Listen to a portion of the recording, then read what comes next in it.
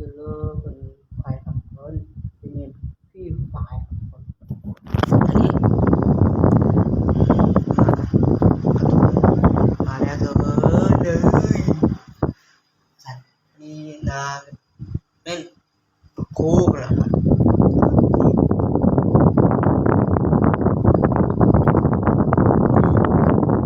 นี่มันจ่ายครับว่ามันจ่ายในคลิปใน YouTube ครับมือแรกอะเบิ้งเขาดูเดี๋ยวเขาดูวันนี้มาแล้วมาเดี๋ยวทุกๆเดี๋ยว